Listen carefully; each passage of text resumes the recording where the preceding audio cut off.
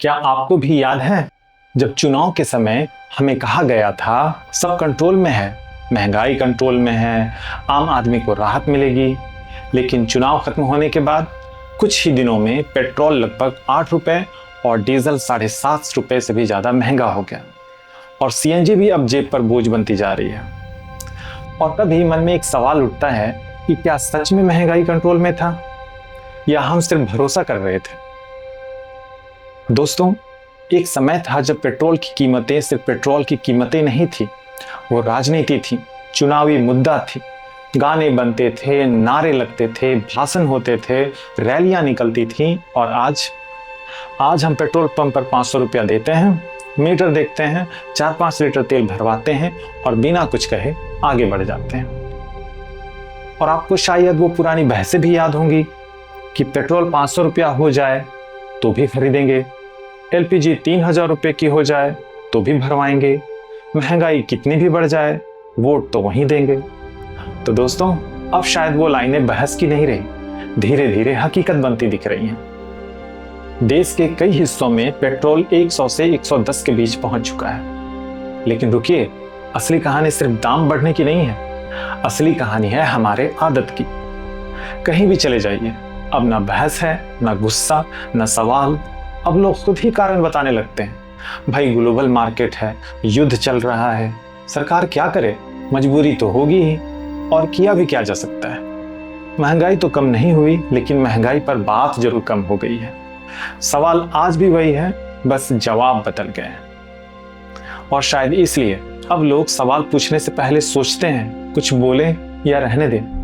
कहीं गलत समझ लिया गया तो, कहीं ट्रोल कर दिया गया तो, कहीं देशभक्ति का सर्टिफिकेट मांग लिया गया तो। और इसी डर के बीच महंगाई तो पीछे नहीं गई, बस चर्चा पीछे चली गई।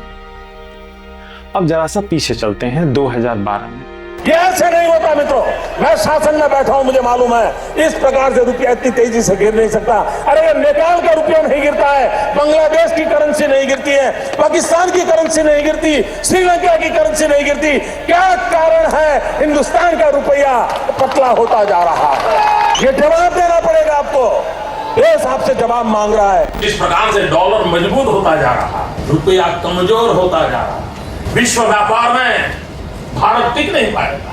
और दिल्ली की सरकार जवाब नहीं दे रही है। हमारे अड़ोस पड़ोस में छोटे देशों को भी डॉलर के मुकाबले में कोई नुकसान नहीं हो रहा है।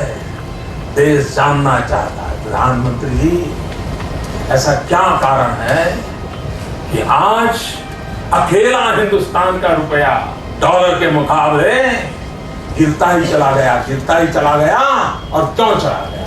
ये सिर्फ आर्थिक कारणों से नहीं हुआ है, ये आपकी भ्रष्ट राजनीति जो चली है दिल्ली से, उसका इसके अंदर बहुत बड़ा रोल है। बहुत गंभीरता से आरोप लगा रहा कि दिल्ली सरकार और रुपये के बीच में कंपटीशन चल रहा है। किसकी आबरू तेजी से गिरती चली जा रही है, कौन आगे जाएगा, इसकी कंपटीशन चल रही है। 2012 यूपीए सरकार ने एक बार में लगभग 8 रुपए की बढ़ोतरी की थी। उस समय विपक्ष में रहे श्री नरेंद्र मोदी जी ने सरकार की तीखी आलोचना की थी। उन्होंने इसे सरकार की नाकामी और विफलता बताया था। जिस प्रकार से पेट्रोल के दाम बढ़ा दिए, ये दिल्ली सरकार की शासन चलाने की नाकामयाबी का जीता जागता सबूत है। और सच भी है, उस समय महंगाई बड़ा मुद्दा थी, जनता परेशान थी। लेकिन आज 2026 में लगभग उतनी ही बढ़ोतरी फिर देखने को मिल रही है। फर्क बस इतना है, तब विपक्ष में रहते हुए नरेंद्र मोदी ने सवाल पूछे थे, आज सरकार में होते हुए वे इससे जरूरत, वैश्विक दबाव और आर्थिक मजबूरी बता रहे हैं। तो सवाल उठता है, क्या पूरी कहानी सिर्फ सरकार की है? शायद नहीं। चलिए पूरी तस्वीर समझते हैं। भारत अपनी जरूरत का लगभग 85% तेल विदेशों से खरीदता है। यानी पेट्रोल का दाम सिर्फ दिल्ली में तय नहीं होता, उस पर असर पड़ता है अंतर्राष्ट्रीय कच्चे तेल से, डॉलर बनाम रुपए से, युद्ध और वैश्विक संकटों से। यानी पेट्रोल सिर्फ राजनीति नहीं, अर्थव्यवस्था भी है। लेकिन कहानी यहीं खत्म नहीं होती, एक और हिस्सा भी है, और वो है एक्साइज ड्यूटी का। इसे आसान भाषा में समझिए। मान लीजिए एक मिठाई वाला 100 रुपए का एक डिब्बा बनाता है, तो सरकार कहती है दुकान तक पहुंचने से पहले 10 रुपए का टैक्स लगेगा। पेट्रोल में भी कुछ ऐसा ही समझिए। रिफाइनरी से निकलने के बाद एक्साइज ड्यूटी, फिर राज्य अपना वैट भी जोड़ लेता है।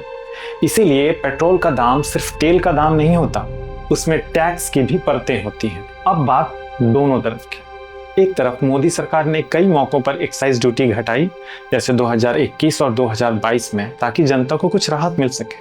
लेकिन दूसरी तरफ आलोचना भी होती रही है। आलोचकों का कहना है कि जब अंतर्राष्ट्रीय तेल सस्ता था तब भी आपने टैक्स बढ़ा कर रखे थे और उसका पूरा फायदा जनता तक नहीं पहुंच रहा था। लोग पूछते हैं, अगर उस समय सरकार और तेल कंपनियां अच्छा मुनाफा कमा रही थी तो आपने जनता को राहत क्यों नहीं दी? जब कमाई बढ़ रही थी तो फायदा नीचे तक कितना पहुंचाया आपने? और अब जब लागत बढ़ी है तो कितना सारा बोझ आपने बहुत जल्दी नीचे तक पहुंचा दिया। एक बात याद रखिए, मुनाफा ऊपर तक ही रुक जाता है लेकिन बोझ नीचे तक आ जाता है। इसलिए बहस सिर्फ कीमत बढ़ने की नहीं, बहस ये भी है कि आपने कब कब फायदा दिया और कब कब हमें बोझ के तले डाल दिया। अब 2012 और आज ही को देखिए। 2012 में झटका एक दिन में आया था, लेकिन आज बढ़ोतरी कई बार धीरे धीरे छोटी किस्तों में होती है। एक मॉडल कहता है कि एक ही बार में दर्द दे दो और दूसरा मॉडल कहता है धीरे धीरे असर करते हैं। लेकिन आम आदमी के लिए आज भी सवाल वही रहता है कि महीने के अंत में जेब पर कितना असर पड़ा। तो क्या 2012 में मोदी जी का बयान गलत था? जरूरी नहीं है। तो क्या आज की चुनौतियां अलग हैं? हाँ, वो भी सच है। तो विपक्ष का काम है सवाल उठाना, जैसा उस वक्त नरेंद्र मोदी ने किया था, और सरकार का काम है फैसला लेना, जैसा उस समय की सरकारों ने किया था। लेकिन लोकतंत्र में सबसे महत्वपूर्ण कौन है? जनता। और जनता का काम क्या है? सवाल पूछना, खामोश रहना नहीं। जनता को पूछना चाहिए कि जो वायदे किए गए हैं क्या वो सिर्फ चुनाव तक थे? अब कीमतें क्यों बढ़ी और अब राहत कब मिलेगी और इसका असर हमारी जेब पर कितना पड़ रहा है और क्यों? इन सभी सवालों को पूछना बहुत जरूरी है, क्योंकि याद रखिए, आपकी आवाज और आपके सवाल यही लोकतंत्र की असली ताकत है।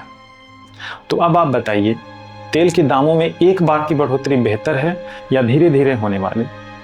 कमेंट में जरूर लिखिए।